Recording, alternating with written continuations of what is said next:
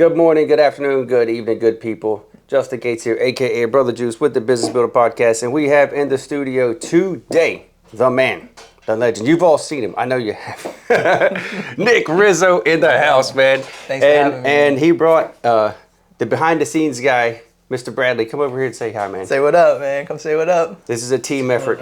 Yeah, What's up, there it Man, is. the man right there. Just in case you thought this is a team effort, people.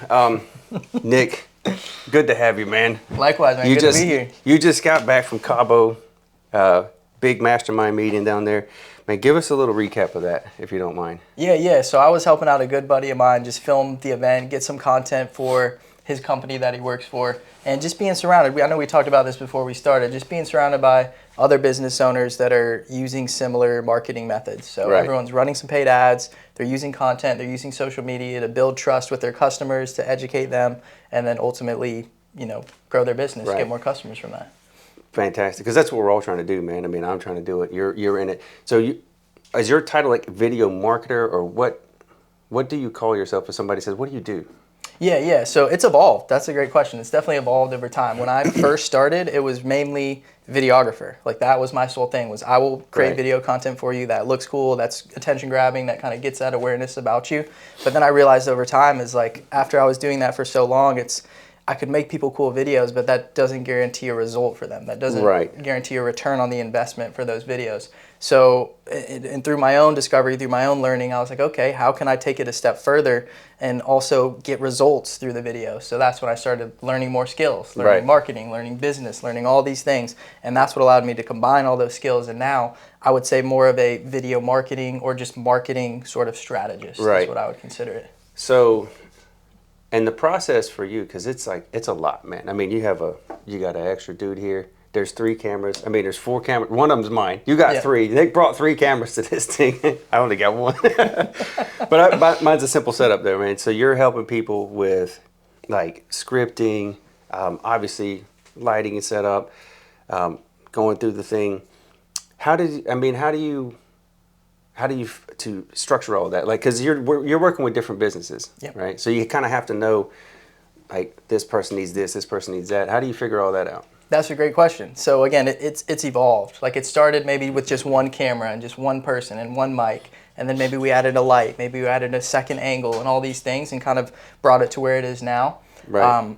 But your original question was, where did it start? Like, how do you come to realize, okay, this person needs this and this person needs that? Great question. So when it comes to starting, what I always do is when I'm working with a client is have them sort of be able to tell me who is your ideal customer, like right out the gate. And once we can identify who it is that you're trying to reach, that makes your marketing so much easier. Right. So once you can clearly identify who that person is, we can start working backwards and say, okay, what is that person's pain points? What is this person's desires? What are the things that they value in a service? And then we can just formulate all of your marketing around those things. That way we can ensure that all of the messaging, all of the content that we're putting out there is made specifically for that ideal customer. Right. That way there's no misalignment, right? Like a lot of people think that just choosing one person or one sort of niche or one industry to go after, you're excluding everything else. But that's when results come, is because you're actually speaking to one specific person, so your messaging can resonate with them. Whereas if you're always trying to cast that wide net, you're never allowing yourself the opportunity to connect with one person deeply. Whereas maybe you form little connections with broad people, but it's not enough to build that trust, not enough for them to take the next step. Yeah, exactly, man. Everybody's not your customer. You know, you got to niche down. Because look, you don't call an electrician for plumbing services. Perfect example. Well, that kind of just took care of those 2 right off the bat, man. All right, we're going to have to think of other questions. I'm going to fly through this, if we got to go through sideways, or if you have other questions that pop up throughout, feel free, man. I'm happy to just chat. Why do you think video is such a powerful tool for marketing and brand awareness? Obviously it is. Video is king. Ever since TV came around, we've had commercials, right? Yep. But what's the relevance now? Because like you said, it has evolved, right? Before we only had TV with commercials, and then you had cable and you have this. Now it's like, dude, when's the last time you even watched a show with commercials on it? That's a great point. Right? I can't remember. Like my son is 11, dude. The only time he watches TV is when we're watching like anime together. Right? That's our thing. But other than that, dude, a commercial comes on, it's like, what? Nah. We don't watch that. he watches YouTube videos on a laptop, right? Yeah. So, how do you see like the importance of video now as like compared to back then? You know? Yeah, no, I think it's a really good point. I think video is so crucial because it's the second best thing next to being in person, face to face with somebody. Right? If I can't be sitting across the room from you Right. and looking at you in the eyes and communicating with you, the next best thing I can do is record myself on video talking directly to that customer. Yeah. So that's something I try to recommend to people a lot too, is not to think of social media and when you're recording yourself and getting on camera, don't think of it like you're talking to an audience, Yeah. because you are the only one that has that perspective. Like, you are the person behind the page. Maybe you have 1,000 followers, 10,000 followers. It doesn't matter, whatever it is. But you are the only one with that perspective of, hey guys, what's up everybody? How's everybody doing? Whereas all those individual people that are watching, they are from the perspective of, oh, it's just me watching this person. Yeah. So for me to come on there and say, what's up guys? Like, hey, how's everybody doing? It's like, there's a disconnect. You know, Yeah. if you want to be personal and you want to connect with people, pull your phone out and just talk directly to them, right? Say, hey, I want to tell you this. Check out this thing that I just figured out. Like, I want to share this with you. Just be relatable. Yeah. You know, there's ways to stand out and there's ways to do it that are going to be more effective and going to be better at building trust with people. And by talking to people personally and not saying, hey guys, what's up everybody? You know, Yeah. it separates you. You know, it feels like people are one-on-one and they feel kind of more intimate with you, essentially. Yes, that's because, and so the next one right after that are what are some of the biggest mistakes people make when Yeah. you're using video for marketing. So that's one of them, like addressing the many instead of addressing the one. Yep. What else do you see though? Like what's another big one? That's, Yeah. In terms of mistakes, I would say is following those trends, like keeping up with the trends in terms Yeah. of what everybody else is doing, right? Like, for me, when I think of social media, I think of it as a tool. Like, I'm using it to market my services, to educate my customers, to share some information with them. And if I start watching other people and seeing what they're doing and seeing what the trends are and what's performing in that sense, that's taking away from my goal of educating my customers, building trust with them, giving them information and helping them. So I think there's a disconnect with some people. They think of social media as this thing where it's like, man, I got to get the followers, I got to get the likes, I got to get all these things in order to like be successful on social media. Right. Whereas I know people that have super small followings that Right. make tons of money and have Yeah. a flourishing business. And on the other end of that, there's people with tons of followers that don't make any money from that Right. following. 'Cause- So it's really about how you use it. Yeah, and I think part of that's community, right? Because Yes. YouTubers, because like I'm on YouTube, you're on YouTube. We know people that have YouTube channels.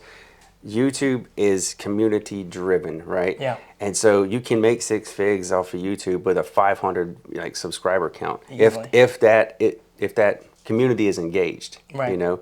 And so it's like you got to understand who your audience is and speak to their needs, you know. Yes. And I remember this conversation we had where you said, you know, marketing boils down to just this. And I don't know if you remember what you said, but it's something like you find out your customers' pain points and you just tell them how you solve it over and over and over again. Something like Right. that. And I was like, dude, that's like marketing in a nutshell in 3 sentences, you know? It Right, made the most right. sense of any definition that I've ever heard. And I was like, I don't know where Nick got that from, but he just kind of went crack, crack. It just hit it.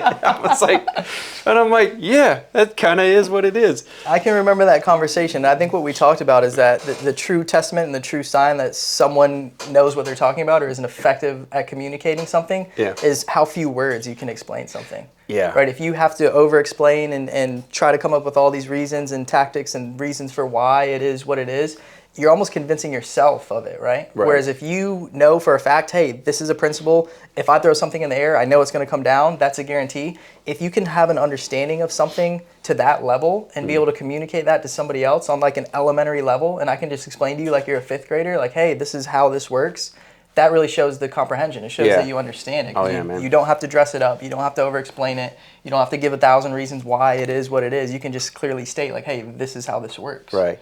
Dude, I just get on your page and just watch your stuff as an informational thing. I'm like, because it's informative, you know. Right. It's informative. It's educated. Like if you were wondering, just check out the Instagram page, man. I think it's fantastic, Man. right? I'm not because the thing is, I'm looking at your stuff and I was like, man, I want my stuff to look like that.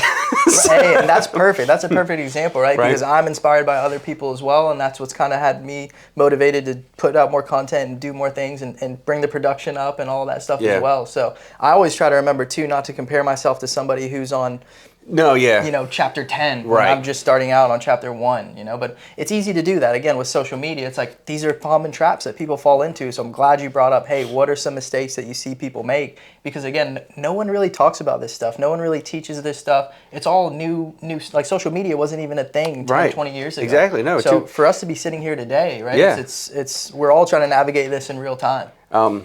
Yeah, and I'm glad you brought that up too. Somebody, I forget who said it, but somebody's like, they said, don't compare your blooper reel to somebody else's highlight reel. That's so true. Right? Because everything like social media, that's your curated life, right? It's not the behind the scenes stuff where everything went wrong.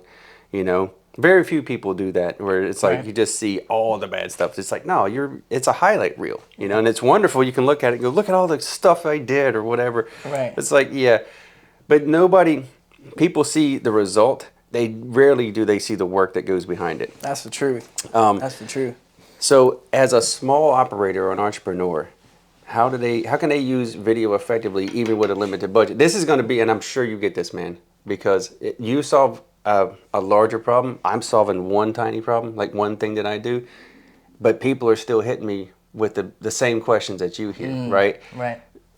They either have no idea, because a lot of people don't, right? Which is why this job exists, right?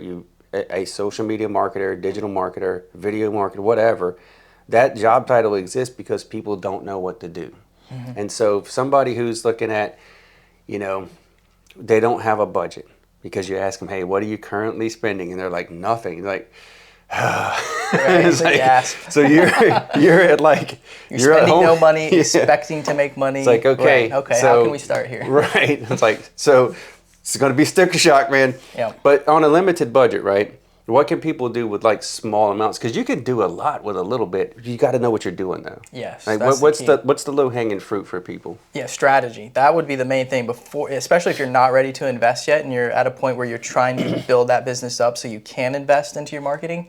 Just approach it with the strategy, right? A lot of people think, oh, I have this little nest egg, I'm just going to put it into like boosting a post or something like that. And again, no one really teaches these things, so there's no way for you to know, but boosting posts is a very specific thing. It's just getting you reach. It's getting you engagement, right? And if you don't have an ad that is structured to really be put out in front of an audience where you can grab their attention, talk about their pain points, and present yourself as a solution, there's no strategy behind just boosting a post. Yeah. And a lot of people will just take an organic post that's already on their feed, and maybe there's just some B-roll footage in it, or there's no one in camera talking, and there's nothing like that, and they're boosting that post and expecting to get customers from it. Right. And it's like, you got to keep in mind, again, no one teaches this, and I understand that, but if you're putting something out there and you're putting ad spend behind it, you're just amplifying what's already there. So if you don't have an effective video to begin with and you spend money on ads to boost that out there, it's not going to magically start performing well just because you put ad spend behind it, right? If you don't have a good ad creative to begin with,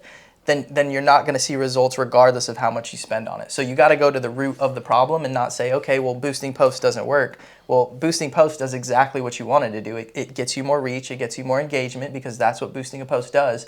But if you want the end result of getting more customers and getting more leads from your video, then you have to structure that video in a way to where it can get you to that goal. Right. So low-hanging fruit, I would say, is go to my page, start consuming my free content, because that's everything that I have there is on my YouTube channel, on my Instagram, is all about how to create effective videos to start marketing your business, to where if you implement all those things, you will start to see some customers and get some cash flow coming in, and you'll be ready to invest in your marketing by the time you implement all those things.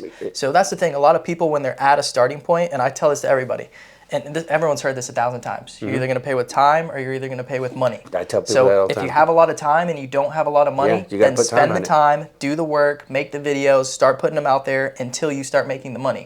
But if you have the money right now and you don't have time, then pay somebody that can already do it for you, right? And they can save you that time. You can buy your time back, and you can focus on building your business and doing the things you need to do, and let someone else handle all of that work for you. So that's where I try to position myself, is in front of those people from a marketing perspective, right? For me personally, I want to position myself in front of the people that have the money, but they don't necessarily have the time to figure out the strategy, figure out the social media, all these things, because we can just come in and we can script and film and edit and do everything for you so that you can launch those ads and just have those customers coming into you. Yeah.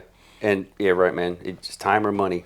That's it, right? And on top of that, if you do have the money, just spend it, because likely that, well, if you get with Nick, it's going to turn out better than what you could probably do by yourself anyway. Yeah, the money's a tool. That's the way I like to look at it. I don't want to make money just to hold on to it, just to store it. Of course, I'm going to save a certain percentage and do this and that. But in terms of a business, look at all the biggest businesses out there. They all dedicate a percentage of their revenue every single month solely towards marketing. And let's say huge. like 10%, right? If a company's making $100,000 a month, they're like, yep, we're automatically taking 10 grand. We're dumping that back into our ads, into our marketing, into all this, so that we can continue growing, and continue bringing in new business. Yeah, because that's what it takes. I mean, I got a friend of mine that owns a business here in town. His ad spend or marketing budget is like $5K, which sounds like a lot to like small operators, but that's like on the low end, But he's like, but that $5K brings me somewhere between 10 to 15 in return. I'm like, well, that's an easy spend. Then that's a mindset shift, right? Because now it's no longer an expense; it's an investment. If I can spend $5,000 to make 15 grand every month, every day. I'm going to do that time and time again, right? And that's what I help a lot of clients with too, is kind of overcoming that mindset. Everyone's very skeptical, and again, it makes sense because not a lot of people have done ads before. It's a newer thing, so they aren't familiar with it. Or they worked with somebody who didn't know what they were doing and they got burned. I've talked to a lot of people who have done that too, and so they're gun shy, And that's why I like your content, man, because it's like you're giving away a lot of the free game, And again, it's like you can do some of this stuff yourself. You can boost a post, right? You can even, if you know what you're doing with video, you can kind of structure something, but it's different when you're working with a professional, right? Because you're just going to get a better product, you know? I mean, you got cameras, lenses, mics, the video quality is going to be better. The sound quality is going to be better. Like, sound is half of audio, so do not skimp on the sound. Get good mics. Any podcaster will tell you that, right? People will watch crappy video, but they will if the sound is off, they will not watch, right? That's true. And you will lose people right off the bat. Yeah. So what types of videos work best for businesses looking to attract or convert new customers?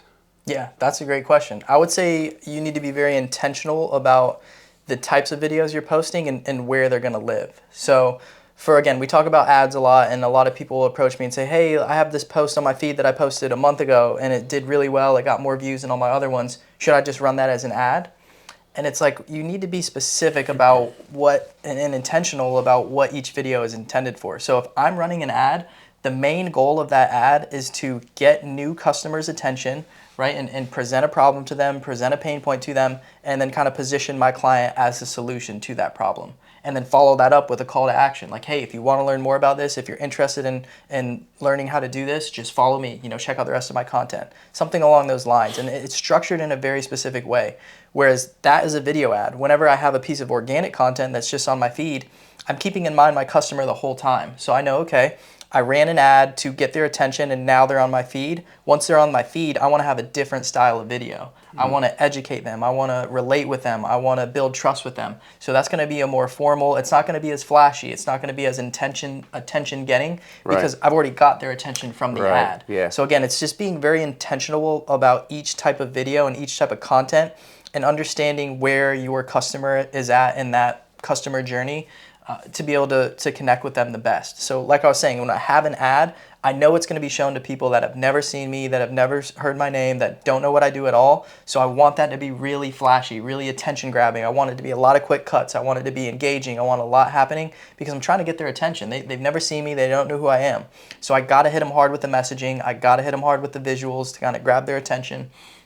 But once I get their attention on my feed, like I was saying, I want to have content that's more relatable, that's more educational, that kind of positions the client as the authority. It's showing them, hey, look, like, I understand how to do this. I'm the expert in this. Here's what you can do, right? It's just educating. It's building that trust. So the ads is maybe only 25% of what's actually happening. And I've talked about this before. Like, I don't mind if people see my ads, if people see my clients' ads, because that's the goal, right? We want them to be out there and be seen by people. But I think what people maybe misunderstand is that they could just copy an ad or copy a script and run it themselves. Yeah, that's what I said. I was like, dude, I want to copy that stuff. It's literally like the messaging. And go for it, right? I tell people all the time, you can do that, go for it. But keep in mind, that ad is only 25% of what is happening, right? Like, so much more is happening downstream of someone seeing that ad, whether it's being nurtured through a YouTube video or through organic content or getting in the DMs, building trust and starting conversations with the clients. It's all the bigger strategy. So the ads is just what everybody sees and everyone thinks, oh man, all he does is just run ads and that's all that happens.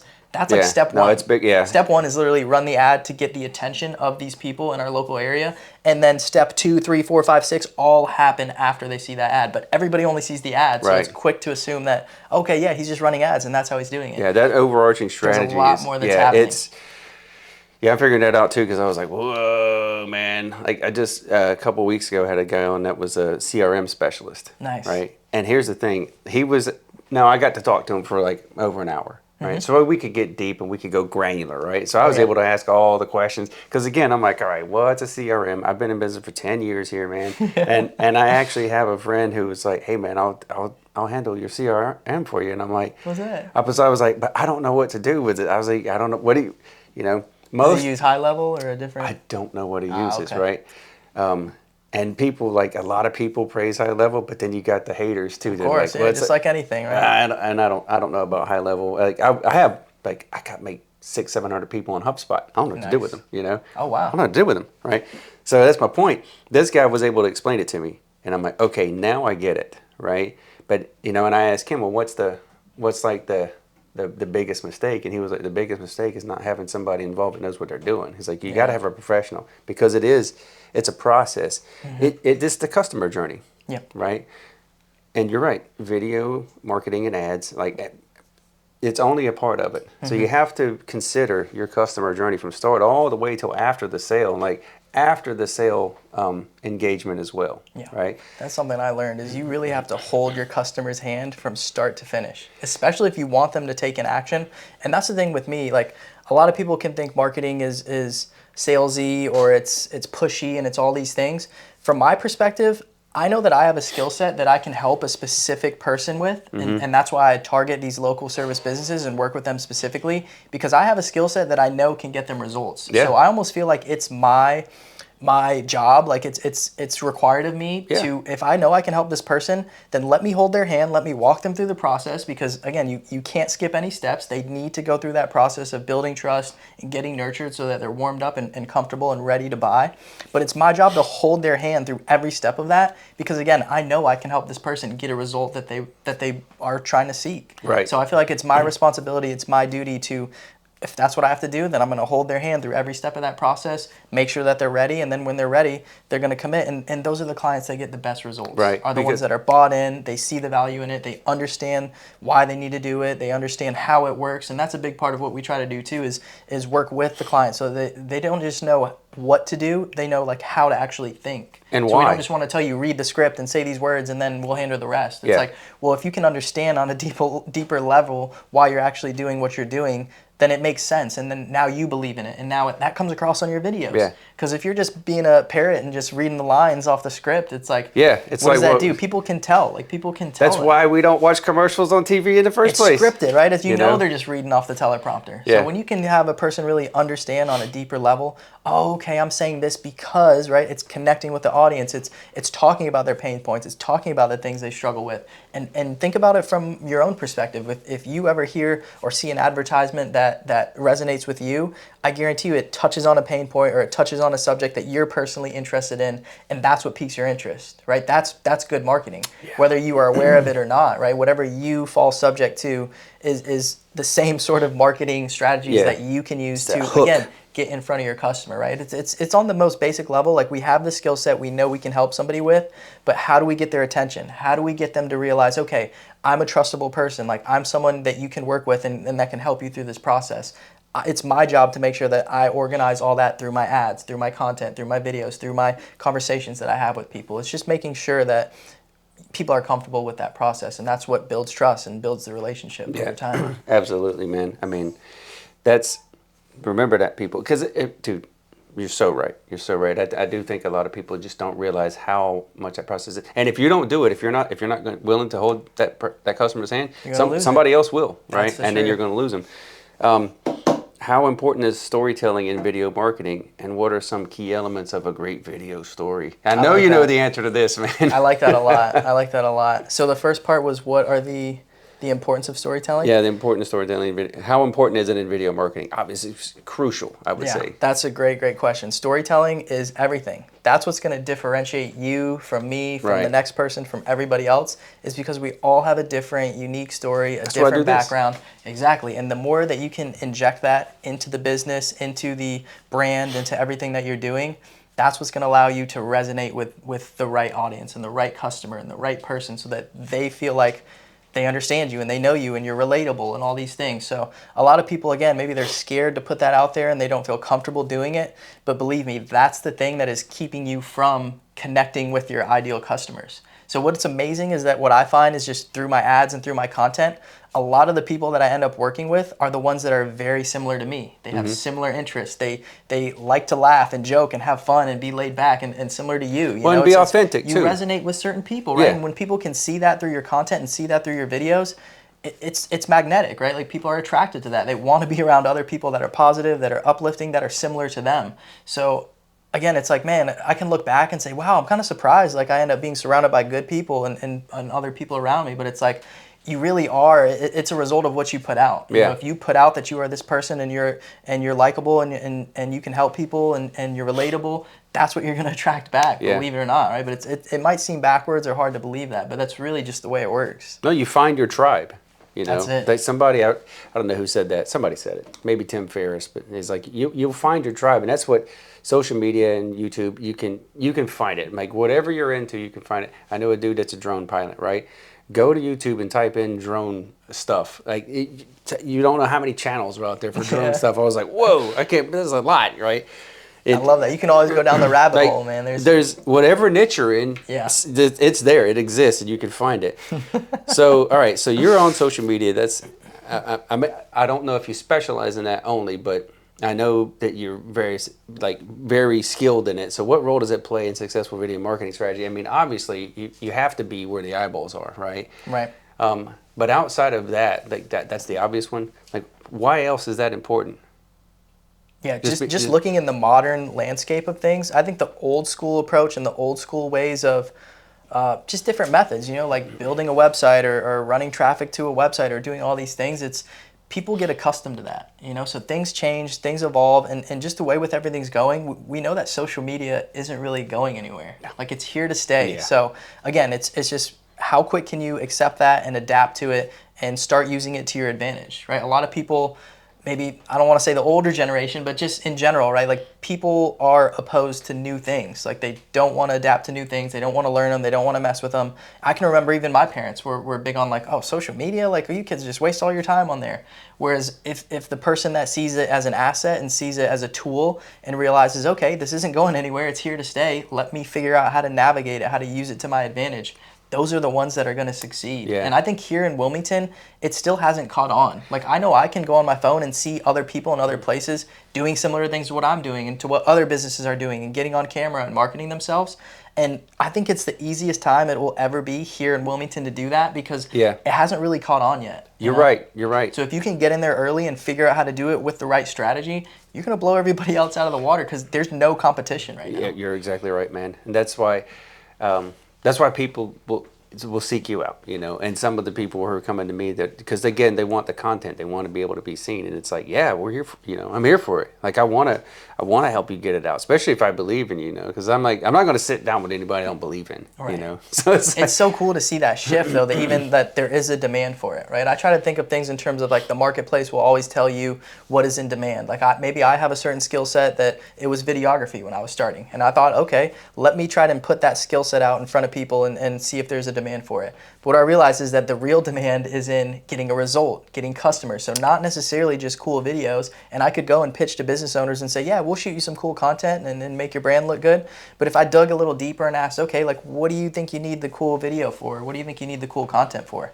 And they'll say, well, you know, I want to look more professional and look more trustable in front of my customers. And I say, great, okay, well, like, why do you want that? It's like, well, I want more customers to buy and become customers, right? So I can actually grow my business. Mm-hmm. So boom, just through asking questions, you can kind of get to that deeper desire that they have. Maybe they're going to tell you at face value, yeah, I just want some cool videos to look cool. But really, if you ask some more questions, you'll come to the realization like they really want to grow their business. They want more revenue coming in the door. So how can I make my skill sets align with what they want? Like I needed to learn more skills. I needed to know that just making cool videos isn't enough. There needs to be a strategy behind it. There needs to be a way to actually produce leads and produce clients that will come into the door for them. Right. And that's kind of just how it's evolved over time. And it's cool to see that social media is here and like a lot of people are doing this now and it's catching on. So it's good to see that there's a demand for other people that want to learn it and see what it's all about.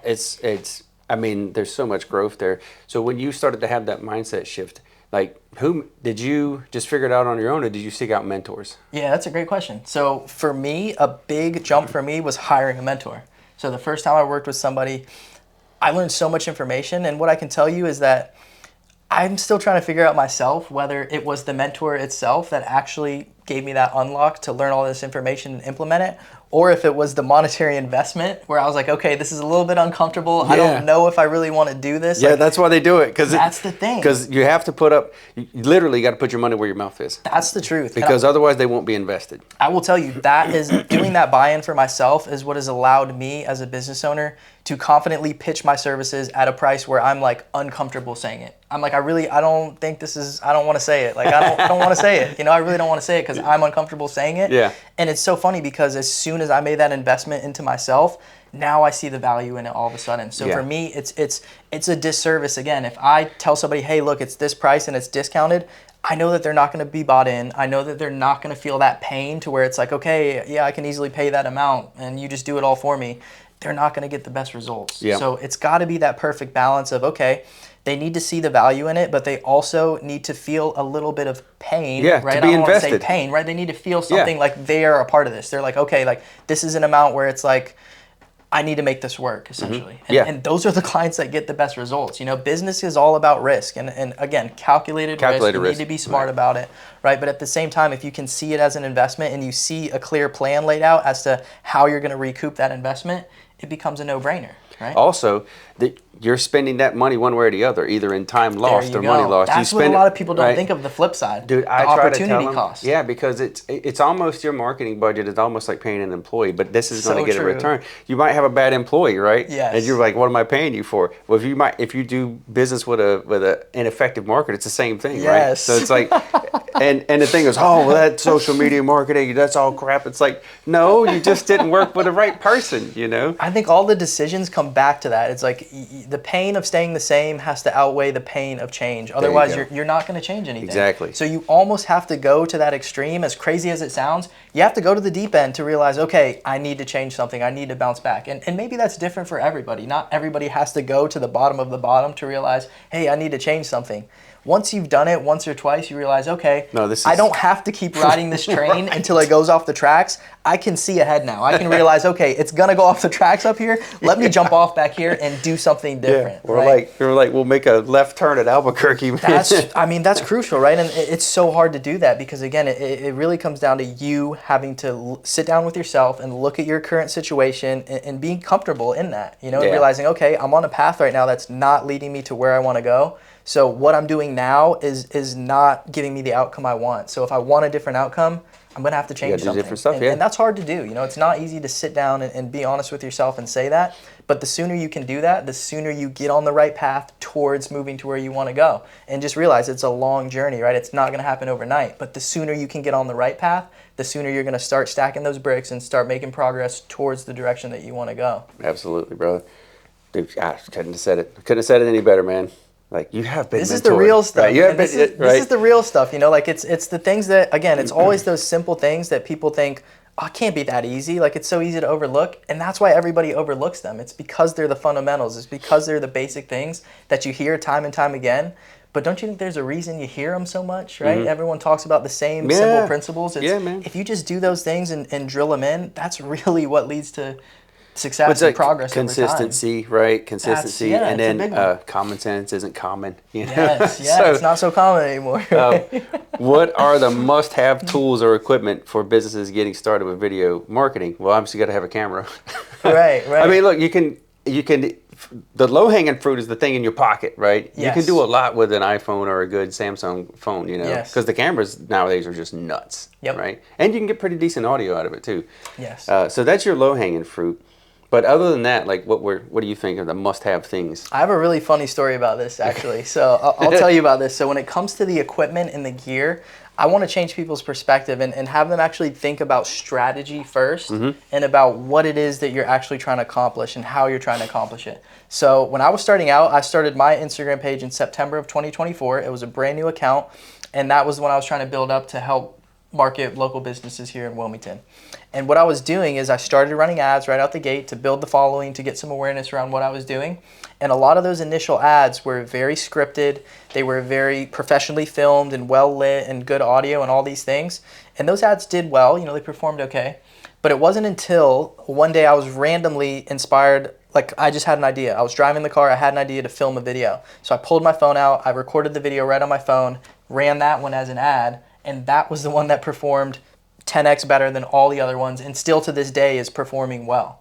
So that one outperformed all the other videos, and it was just shot on my iPhone, no mic, nothing. The audio was probably not that great. Right. But again, it's the message and the authenticity and the strategy behind it. You know, there's something to be said about going off script every now and then. You know, like I'm not saying everything, and when I say scripted, I don't mean like word for word reading something. It's more so following a framework. So in my mind, just having done the scripting and reading off the teleprompter enough times, I knew that framework in my mind. It's like, okay, I want to call out the audience first. Then I want to bring up some sort of pain point. Then I want to position myself as the solution to that problem. Then I want to have a call to action. So in my mind, I knew all these things. So it almost became second nature to say, okay, I've done the reps and I've gone through that process of filming the professional scripted videos enough times to where now I can just pull my phone out and be able to do it on autopilot. So believe it or not, in terms of the equipment and the gear and all those things, I think that's just an added bonus, like a cherry on top. But if you don't have a good strategy and you don't have good messaging to begin with,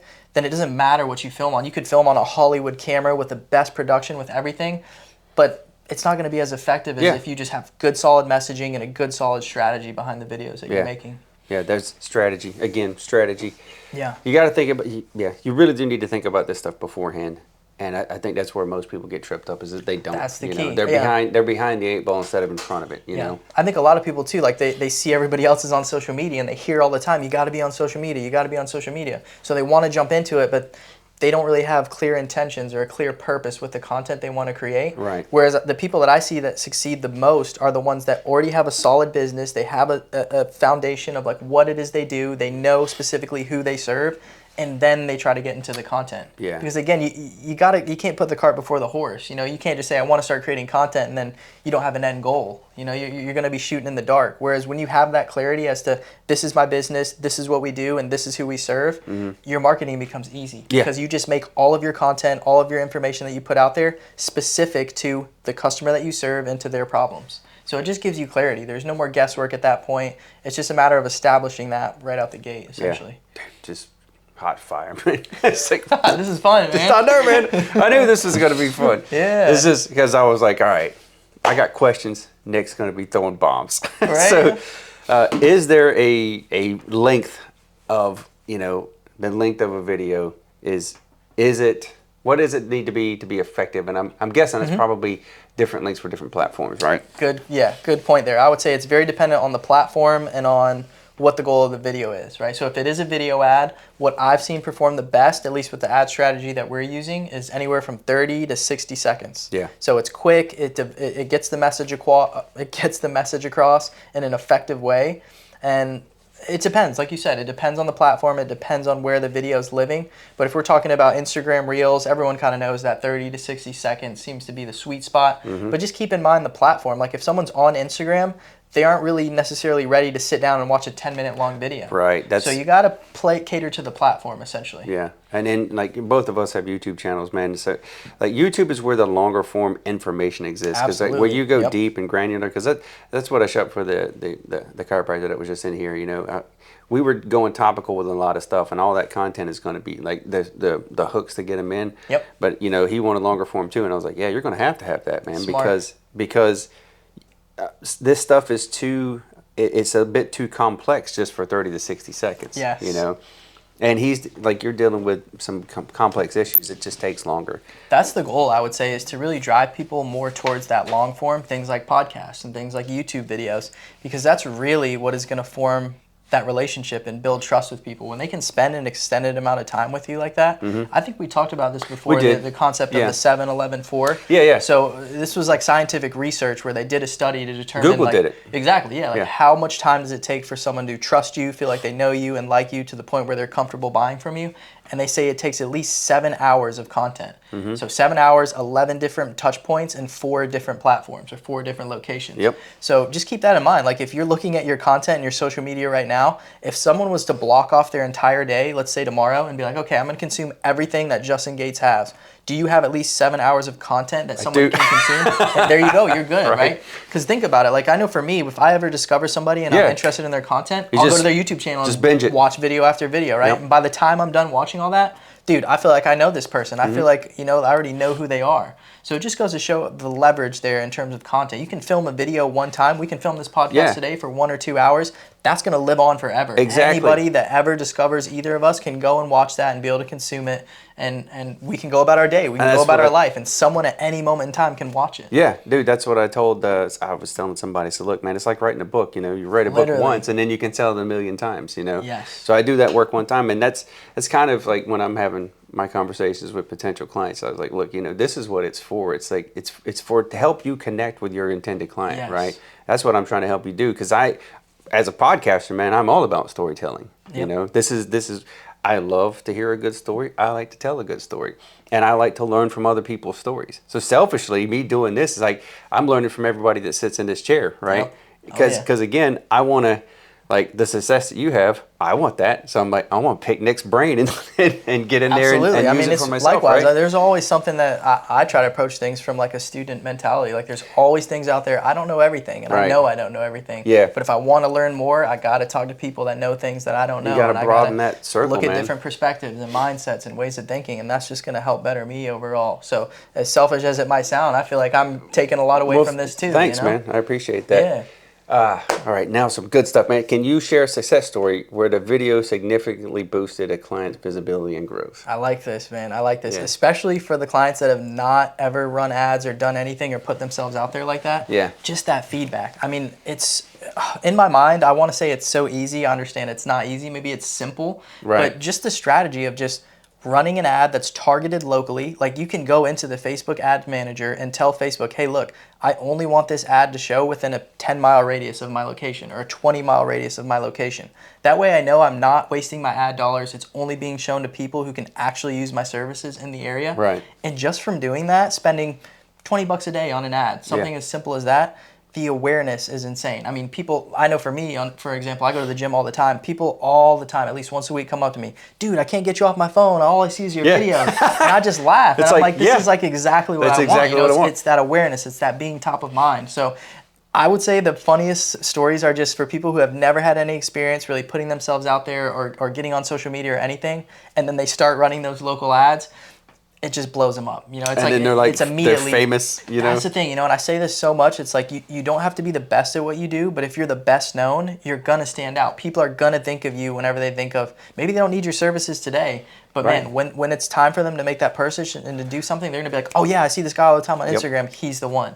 So there's just value to that, to just helping people that have never done it. For me, it's one thing to do it for myself and say, oh yeah, it worked, I got some results from it. That's cool, but when I can help somebody else and show them step by step, hey look, do this, just trust me, just believe in it, just do it, and then they see the results, and then they are the ones that are now preaching, man, why didn't I do this sooner? Why didn't I, like, it seems so simple, right? It seems so easy. It's like, sometimes, again, you just got to help people and kind of guide them and hold their hand through it and let them come to the realization themselves, because it's way more powerful that way. Whereas I can sit here and tell you, hey, go do this, go run some ads, go do that. But when you internalize it and you realize, like, man, there is value in this, like maybe I should really do this for my business, and you do it and you try it, there's no comparison to that when someone can kind of tell you, man, look, like I didn't really believe in this at first, but I figured, I'll trust it, I'll do it and see what happens, and then boom, it just kind of blows up from there. Absolutely, man. Discovery trumps disclosure. Yes. And so when they do it on their own, they're like, oh, that's the real shift, man. That's the real shift. Because I can sit here and tell people all day, go do this, go do that. But it's like, people naturally are defensive. You know, if You're I like, tell somebody to do something, they're like, "Who's this guy? Like, it's what like, is he trying to tell me to do?" who's Nick Rizzo? It's Exactly. Like, it's like I almost wanted to come in and be like, it's like, hello, my name is Nick Rizzo. You may have seen me on your feed. I like that, right? I like that. Let's run that back. We should film some ads together, man. Film some videos together. What trends do you see shaping the future of video marketing, and how can the businesses stay ahead? I like this. What do you think, man? Yeah, I would say just getting on camera, right? Like something that's gonna differentiate you, right? Whether I know for me, it's that's my thing. Is like, hey, get yourself on camera, talk directly to your customers, because of course that's working for me right now, and I want to help other people do that and feel comfortable with that. Because again, like I think a lot of people have misconceptions about social media, and when they think about social media, they just think about trendy videos and dancing and like all these different, like all these crazy things come to mind. And especially when it comes to ads, like if you talk to somebody about running ads, they have all these misconceptions. So I would just try to change your thinking from what traditionally you think of social media as, and just approach it as a business owner. Be like, hey, look, this is my service. This is the specific person that I serve and that I help. How can I get through to them? How can I deliver a message to them in a way that they trust me, that they know me, they like me, and then they're comfortable enough to buy from me? So I just think changing your perspective about it, and I just see kind of everyone getting on camera and talking to their customers. That seems to be like the way that things are heading, because again, it's almost like you're doing exactly what you do in person with somebody. Yeah. You're just recording it on video and doing it that way. Yeah. So instead of going one-to-one and doing that interaction with someone, you can go one to thousands, millions at one time, right? It's the leverage factor there. Yeah. So I think I think it's why people are going to stand out, is because 90% of people don't feel comfortable with it. They don't like how they look on camera. They don't know what to say on camera, and that's enough to keep them from doing it. Mm-hmm. So again, if you can jump in and do it with a strategy, with an actual strategy behind what you're doing, you're gonna see results with it. Dude, that's what I've been telling people. First kid in the pool gets to make the biggest splash. There you go, man. It's so funny how all these things, like, they make perfect sense, right? It's so weird. It's right there in front of our faces, but it's easy to overlook. How do you see AI fitting into this whole thing here? Because now, like, dude, people are having like faceless channels. Oh, yeah. You know, because now they got the thing where you can just take a few pictures of yourself and create AI generated videos. Yep. And I'm like, that's coming and it's not going to be stopped, right? Mm-hmm. But I don't think that AI yet can reproduce the authenticity that you can do if you're just two people sitting here, or if it's 3 or 4 of us. You know what I mean? Right. Maybe it can in the future, but I don't think it can now. And the currency of social media and video marketing in general is still its attention and authenticity. Yep. You know? And even though AI is coming, and some people are going to lose jobs, man, right? A lot of people are going to lose jobs because of AI. For sure. But I think for video content, it has to be authentic. And I don't know if AI can reproduce that or displace us. Yeah. What are your thoughts? I agree. I think the people that will succeed are the ones who can see AI, at least today in the current landscape, who can see it as a tool and figure out how to use it to their advantage. That's what I was thinking. That's the way I see it. I don't really look at it as competition. I don't necessarily look at anybody as competition, whether it's another marketing agency or another person in a similar field, because you just got to know how to use things to your advantage. You know, again, the reason I don't see people as competition is because what I teach is different. What I help business owners do is different from what everyone else is doing. You know, I'm helping them specifically with Instagram, specifically with local ads. So even if you are a marketing agency, you can still market yourself and get clients for your business through the strategies that I help business owners with. Mm-hmm. But you just got to look at it from that perspective, as like, I don't see anybody as competition. I can really help anybody when it comes to their marketing. And when it comes to AI, I think of it the same way. I don't necessarily see it as competition. At least now, I'm sure it is going to get to the point where, okay, it can do things better or enhance things, or get rid of those jobs that some other people that were doing in the past. But I think it's just a matter of using it to your advantage now and seeing it as a tool, because it really can streamline different processes and different things in your business to help you and benefit you. That being said, have you integrated any AI stuff as far as like the customer process and journey, like outsourcing certain things? Yeah, because I got to know this stuff, man. Because 100%. Dude, I already know. I'm like, all right, I need to outsource certain things. Yeah. I want some stuff automated, and like again, I'm using you as the example because it's perfect, man. Because it's like, if you know you leave you like something and leave a post and it's like it's a response and I'm like, oh man, Nick is on point. He's on fire. The touch points, right? The follow-ups is huge. And I know a lot of that stuff is automated, and it should be, right? I mean, you know, you don't have time to respond to like you could get hundreds of messages a day, right? If you think that, you know, anyway. But my point is that how are you integrating that? What's your automations? We out. Be back on. Did it overheat or it just cut off? Mine will overheat after about an hour and a half. It turned off. Uh-oh. His battery did. Might have got hot.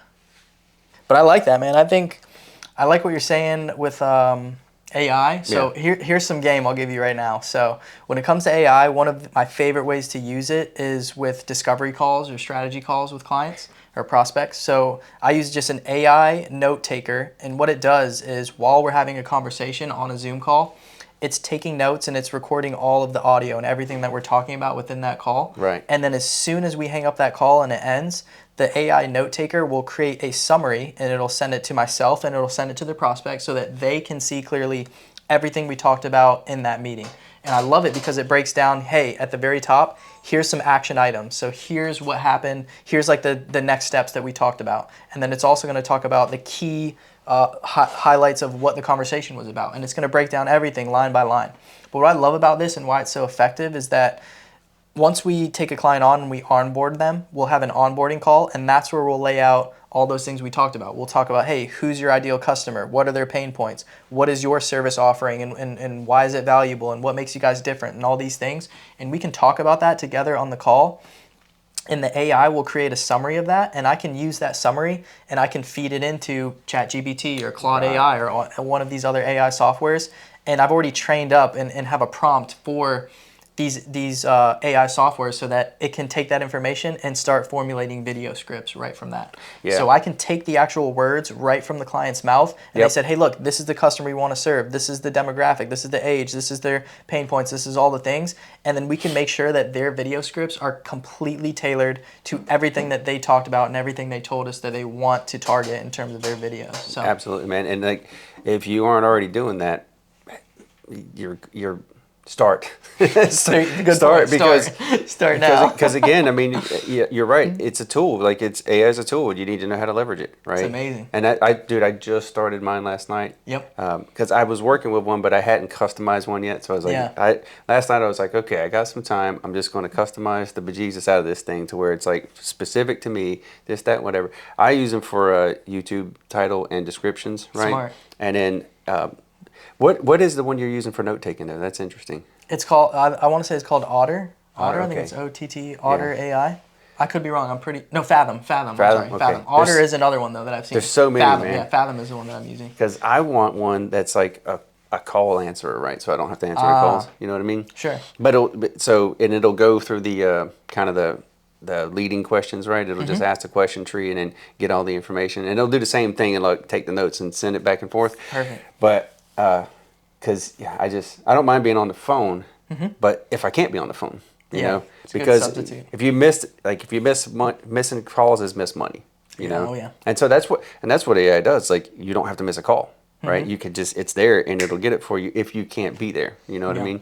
That's another thing too is the automations. Like it's amazing. Like tools like Zapier, things like that. If you're familiar with that. I'm just starting to get familiar with all that stuff. Yeah, like, what does Zapier do? It allows you to create integrations between apps and between softwares that don't natively integrate. So let's say if you're running like a lead format on Facebook and you're getting leads coming in every day, you can set up a Zap to where whenever that lead comes in, it goes directly to your CRM and then it sends you a notification.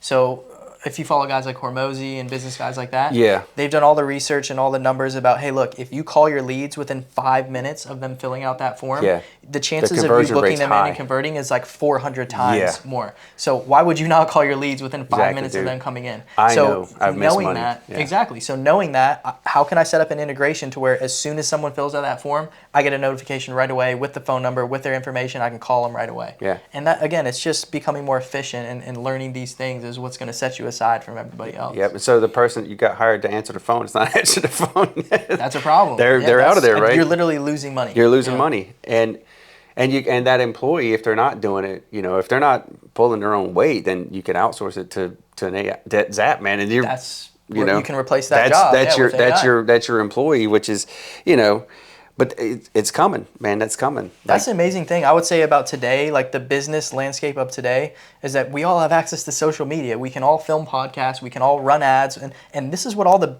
top players are doing. Look at Apple and Google and all these big, it's like huge companies. It democratizes the playing field. We're all playing on the same platform. We can all make content. We can all put it out there. We can all do it to some extent. It's just a matter of learning it and understanding it and finding a strategy as to like how to go about what you're trying to do. But I see it as the great equalizer. You know, anybody can do this. Anybody can jump on camera. Anybody can put some mics on and sit in a room with some lights in front of you and talk for an hour and go post it online. Yeah. You know, anybody can do that. Yeah. Some of you shouldn't, but that's fair. Some of you should not be. Right. Just because you can doesn't mean you should. Yeah. But, you know, just know it's an option. Well, brother, what do you want to talk about sales or anything along those lines? Anything? I know we talked about it before on our call. Yeah. Well, just strategies, techniques, or even. So let's whatever you think's beneficial. You know what? Here's something that for me, like me selfishly, this is what would help me. So going from lead generation, once you get the lead, and again, we're talking about the follow up, right? For me, it was like, okay, now I've got people like I ran the ad, I get some attention. People are contacting me. Now it's like, okay, we talked about the qualified leads, right? And you were like, look, if it's a broad ask, you get a broad response, and and they're less qualified. So you got to get more detailed with the ask. Fewer qualified leads, but they're more qualified, right? Talk about that a little bit. Yeah, so you can qualify within your conversations with them. So if they're not qualified through the ad, and let's start at a broader level. So what we were talking about is generating leads in general. So if you have a broad ad that casts a wide net, you're going to get a lot of throughput. So you're going to get a lot of people coming through that ad, and then you're just going to have to qualify them further down the road. So whether that's through a conversation, you call them, you DM them, you message them, you'll have to qualify them then. Which that's not a problem necessarily, because initially you just want to validate that the offer that you're putting out there and the ad that you're putting out there, there is demand for it. So we're getting a response, right? We're getting people fill out the form. But then we realize the bottleneck we run into is that we're getting a lot of leads, but not a lot of them are qualified. So what you can do is you can either start adding friction somewhere in that funnel. So you can add friction right at the beginning and just make your messaging in your video a lot more concise and a lot more qualifying in the video. For example, hey, are you a business owner making, $10,000 a month? That could be a qualifier. Or you could say, hey, are you a business owner making $80,000 a month and you're trying to scale to 6 figures?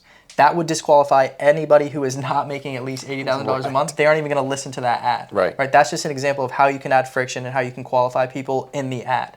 Whereas if you're just getting people through and then you want to qualify them in the DMs or in a conversation with them, you just have to ask those questions like, okay, what are you currently spending on marketing now? And just whatever the qualification is, for every business, it could be different. But if it's like, okay, we're offering a higher ticket service, so we need to make sure that you're financially qualified and can actually invest in something like that, then you could just qualify them by asking them those questions before you jump on the call. But I think the smartest way to do it is exactly how you started. Just start broad and cast a wide net and make sure that people are coming through that. And then once people are coming through, you realize, okay, now they're not all qualified. How can I refine that? I can either refine it by qualifying them as soon as they fill out the form and talk to them then and disqualify the prospects that aren't ready, or I can just go back and shoot a video ad that's more has more qualifiers in it to begin with. And again, the trade-off, like you said, would be less leads. Essentially, you won't have that same volume of leads, but the leads that come through are hopefully going to be more qualified. Which one do you think is more effective, or is it just like a case-by-case basis? Yeah. It's again, like if you want to optimize for those qualified leads and you already have somewhat of an established business, then I would say go ahead and qualify within the ads, because you're not necessarily just starting out and trying to cast a wide net and get whoever you can get. But if you're at an earlier starting point and you're just trying to get people through there, you're going to learn those skills as you're coming through. You're going to learn how to qualify people and even how to talk to people that maybe aren't as qualified, but you can still sharpen those skills of having the conversation and going through the pitch and going through the discovery process and doing all those things. So it'll help you kind of learn those skills throughout. And then in the future, once you do start qualifying or narrowing down on your ad and getting more specific, it'll be easier for you to go through that process with people that are qualified. Yeah. That's what I found anyway. So I've been basically following that advice, right? Yeah. But it's still good to know, because I think a lot of people are in that spot or getting ready to be in that spot, Oh, yeah. Because a lot of people, they're just jumping in and they're sticking their toe in, and they're like, oh, I don't know what I'm doing, or maybe this is the first time I'm ever doing this thing. You know, and I told you, I was like, dude, I've never done a sales call, man. Right, like I just never It's had to all do new- it before, it's you new know. stuff, right? And It's I'm new. like, wow, I got to talk on the phone, and it's like a structured sales call. I was like, you know what I did? I was like, ChatGPT, like how do I do this? how to structure a sales That's the call. start, you know? man. That's how you learn, right? At least you're trying it. You know, a lot of people would say, "Oh, I don't know how to do this," and they would just back off from it. But it's like that's once you figure it out, that's how you learn. You got to try something, and even if you do just go on ChatGPT and come up with a random script, you're gonna get feedback, right? You're gonna take that script, you're gonna get on the call, and you're gonna say everything that it says. You're either gonna get the sale or you're not. If you get the sale, hey, Great. it worked out. That was Do a it great again. script. Exactly. Yeah, If it didn't work out, hey, we need to go Yep. back to the drawing board. We need to learn more. We need to plan this a little bit better next time. Yeah. And that's how you get better over time. You can't expect from day one, the very first call, to be boom, 10 grand deal close. You know, hit it out it's of the not park. gonna be that, man. It won't Right. be that, dude. That's You gotta get start that. somewhere. Yeah, you gotta have some experience behind you before you can start doing That's stuff it. like that. You know what I mean? I think it's and necessary. It's just reps. I think it's necessary. I mean, you got to put those reps in because you got to become that person that can sustain that success once you get there. If you just fast track your way to the top and skip steps, you're not going to be able to maintain it. You know, the ones that rise fast, they come down just as fast because they didn't go through the process of building up over time and acclimating and really understanding what all goes into all the it. stuff. Yeah. Like you said, I just wanted to get some clients and have a little business here. I didn't realize I got to get on sales calls and I got to run ads and I got to do marketing. Yeah. I didn't sign up for all that stuff. Right. Well, you got to be in alignment, right? If your goal is to have this business and do this thing, you got to look at what does that entail. You know, what all do I need to do in order to actually sustain that and have that? And again, it comes back to what we talked about is just being comfortable sitting down with yourself and having those conversations and realizing, okay, yeah, I want this business because I want to have more time freedom and I want to have more financial freedom and all these things in my life. But guess what? That comes with the cost. And if I'm not willing to pay that cost of having the sales calls, running the ads, doing the marketing, then I can't expect to have the result, the end result. You know, you just got to be realistic about everything that's going on. And I'm empathetic to people because, again, like, no one told me this when I was starting out. I had that shock moment of like, wait a minute, I have to do the ads and marketing and content and all this stuff. I just want to have a business. Yeah. It's a very big learning process, but I think the sooner you can go through it and start, you'll start to discover these things. And then the ones who are able to stick it out are the ones that end up succeeding, and the ones that are kind of get to that goal that they want to get to. Yep. I think Hormozy said, he's like, he goes, everybody quits too early. He's like, give it a year. Man. Yeah, we've got to start thinking on a different Give it a time year. horizon. Yeah, we're thinking in minutes and days. Like, I want it in an hour. I want DoorDash. I want it right now. Yeah. Whereas, like, man, if you want to be realistic, you gotta stick it out, man. You gotta start thinking in years. That's what I try to remind myself too. Is like the actions I'm taking today, I'm not even gonna see the result of those for another 3 to 6 months. Right. So if where I'm at today, I'm not happy with, I got to look back 3 to 6 months and say, what was I doing then that brought me to the position I'm at now? And if you can always think like that, you're going to take advantage of every single day because you know how important that is for your future. Right. You You're got to say, something. man, if I want to slack off today, yeah, I'm going to feel great in the moment and I'm going to feel good because I didn't have to do anything. But tomorrow, the next week, all those other days, I'm going to pay for it then. Yep. And what are you willing to sacrifice? Would you rather sacrifice today for a better tomorrow? Or would you say, oh, I'm just going to take it easy today and then tomorrow I'm kind of screwed? Yeah. And tomorrow is never guaranteed. That's a great way to look at it too. Right? So, hey, we might as well. We're not promised tomorrow, today. man. We got to make the most of today. That's it. It's just you got to change your mindset. You got to be able to think like that, and it's not easy for everybody. So I am empathetic. Yeah. Not everyone's going to be able to think like that, and it's not easy. Well, change is hard for a lot of people. Absolutely. Change is hard for a lot of people. What do you? Since we're talking about that, man, what do you think? Like, the biggest stumbling block for people is in the. Like, what's the biggest resistance that you encounter? Right? What is that? I gotta say, it's the fear of the unknown. And I think that's a common thing for everybody because again, we act right now. The actions I take are pretty much predicated on things I've done in the past. Like I know if I do this thing, like I've gotten this result in the past. But it's very scary to do something that you don't know what's going to happen on the other side of it. That's by definition is what risk is, right? Like risk is just there's more uncertainty than there is certainty in an action. That like gambling. Gambling is a huge risk because I know that if I do this, I don't know what's going to happen, right? That's what risk is. And I think that'll stop a lot of people is just the fear of the unknown and just risk, some sort of I think they're kind of two in the same. You Yeah. know, fear and risk, and they're all kind of on that same spectrum. But I think that's what keeps a lot of people from pursuing things, is just because they don't know what's going to happen on the other side of it. Right. And it's easier for us as humans to say, okay, I've taken this action before and gotten this result, so I'm going to keep doing that same thing. I think we're very ritualistic. We're very much in our routines because it's predictable. It gives us some sort of predictability in our day to day. But again, if you want to be an entrepreneur and you want to be someone who's, different than the 99% of people, you got to do things that 1% does, and it's taking risks. It's doing different things. It's doing things that 99% of other people aren't doing. That's what's going to get you the results that are outsized, that other people aren't getting. Yeah. What do you think? Do you think it's fear? Do you think it's something different that stops people from?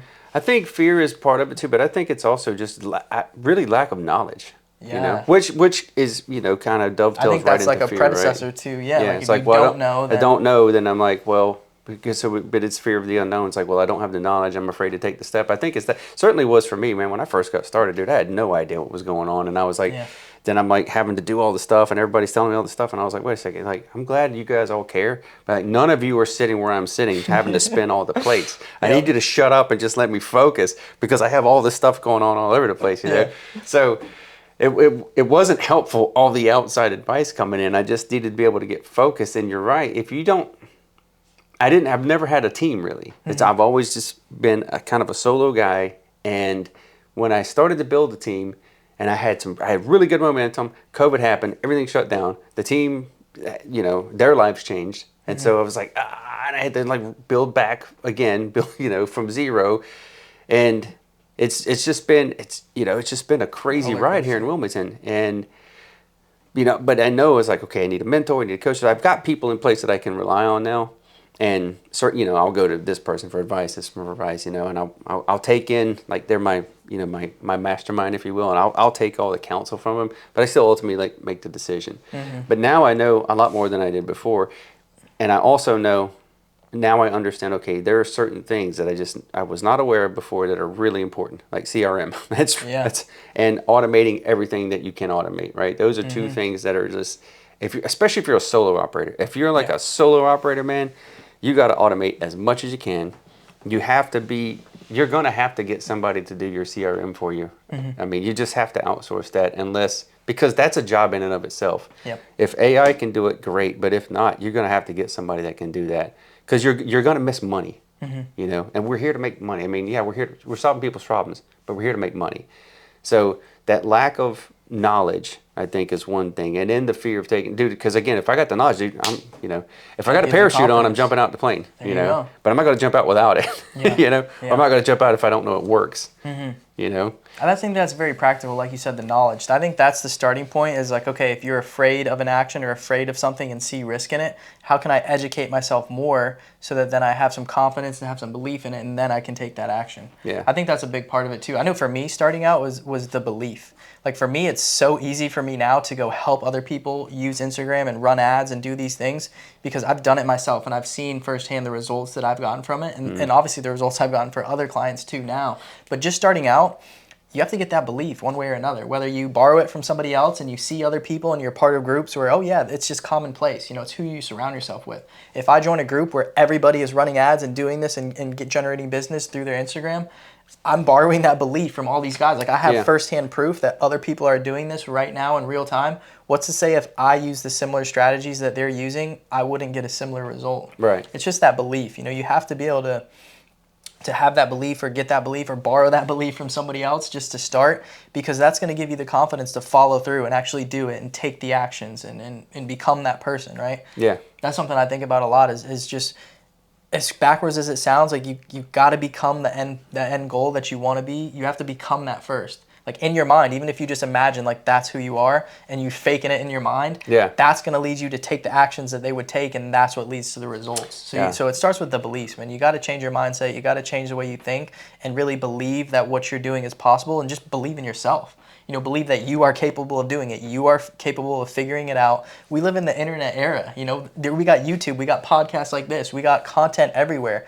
get on your phone and start learning and start figuring it out. The information is out there. Yeah. Like I told you, I paid a mentor. After I paid that mentor, dude, I could have found all the information that he gave me on YouTube, online for free. Yeah. But he consolidated my time for me. He saved me the time. I paid him the money, and he put all the information I needed all in one place. Here it is. Knock yourself out. Go through it. And of course, there was more involved with that. There was one-on-one work, and he was able to help me and do different things. But it's just an eye-opener, to realize, man, like we live in the internet era. Everything we want to learn or find out, or if you want to learn a language, if you want to learn how to market on social media, go on YouTube. You can find free videos that'll show you exactly how to do it. I've told my kids, I was like, you can never ever say to me, I don't know. You can literally pull out your phone and Google learn. anything. It's like everything in the universe is like at your fingertips. I'm 52. I didn't have that. That blows my mind. Like we live in this era where literally we have the ability right now, but it's so easy for us to sit here and complain and be like, I don't know how to do it. I don't have the skills. Dude, you're holding a device right now that can show you exactly how to do whatever you want to do. Exactly. But again, that's hard for people, right? It's hard to conceptualize that and say, oh yeah, I have to take some initiative. Yeah, they have to be accountable for the action, right? They have to do it. And they're like, well, I don't want to do it because if you don't take any action, you can't be blamed for anything going wrong, right? There you go. And that seems to be the reason. And so it's like, but that's, it drives me crazy because I'm like, well, how are you just being lazy? That's what it comes down to, right? It's I don't know how we've come to this point, but it's a very known thing in today's age of like, wow, like I don't want to call it entitlement or like people just feel like, man, like I should have this done for me. Like, why do I have to learn it? Why do I have to spend the time to do it? Well, where's the information is right there for us. And then there's the flip side. There's a 16-year-old kid in high school somewhere who's making 6 figures a week, laughing at everybody. So he had some Bitcoin algorithm or something that he created in his spare time, and he's like retired his parents already. That's the world we live in, man. That's real life. Like that's very doable. That's very realistic. Yeah, those kids. I want to meet you. Like, come on the podcast 100%, if you're out there. 100%. I'd be curious to talk to them too. I'm just curious about from like that obsession standpoint. Like you gotta be in the weeds with that stuff to be able to figure it out, to learn it, to navigate. I'm wondering if that's, I think some inherently everyone has that sort of like obsessive nature, kind of things that they're drawn to, things that they're interested to. And if you can apply that to like your business or something that you're interested in or something that provides value to other people, then it's like a no-brainer when you're flourishing and you're doing well with your business because it's truly what interests you and it's truly what sparks your curiosity. So it only makes sense to dive deeper into it and learn more and get better at it and figure it out so that you can help more people and you can benefit other people even more. Yeah. I think those are the most successful businesses, are the ones that are kind of follow that inclination and follow that obsession towards what it is they're interested in. Yeah, it's like Zig Ziglar said, that, I can get more of what I want if I help more people get what they want. There's so much truth to that. Yeah. That's the playbook, right? A lot of people think, man, I want more, so I got to, do this. And it's like, dude, just listen to what he said. Yeah. If you want to get more, just help other people get more of what they want. Right. And you'll be rewarded for that. Or when I talk to people who are listless and apathetic and, you get a lot of people, young and old who are just, they don't know what to do with their life, and they're like, oh, what's the meaning of it all? It's like, you're not going to want to hear the answer because I'm going to tell you, go and serve something bigger than yourself. That's it. That's huge. But it's that word service. Some people hear that word and you're like, no, I get it, right? Because they're doing it already. It's just inbred in them. But the people who recoil from that, it's like, well, good luck. You get to pick. You get to choose. That's the beauty of it. You can choose. Right? Yep. You get to choose. Every day you get to choose. Am I going to go and be of service to something bigger than myself and help other people? Or am I going to serve myself? Yep. Right? Or serve myself only. And, you can see them. You can see how it plays out in their lives. Yeah. And, I'm just saying. I'm not picking on anybody. I think that's the key, man. It's easy to overlook that, like we talked about before. It seems so simple. It seems so easy. And you're like, that can't be it. There's no way it could be that simple. I promise you, it really is. Sometimes it just is. It really is. Whether we like it or not or agree with it, again, it kind of comes back to those principles. If I throw something up, I know it's going to come down. If I am of service to other people, I know I'm going to be rewarded for that. It's a principle, right? There's no more second guessing. There's no more uncertainty. I have so much confidence and belief in that I know that if everything that I do and every action that I take is in service of somebody else, it's going to come back to me eventually. Yeah. It has to. Yeah, it's a principle, right? We just know that that's how it works. Absolutely, man. Well, brother, I think I'm out of stuff. I'm sure something will come to me later. I'll DM you like, yo, I just thought of this. Yeah. Is there anything that I didn't get to that you wanted to touch on?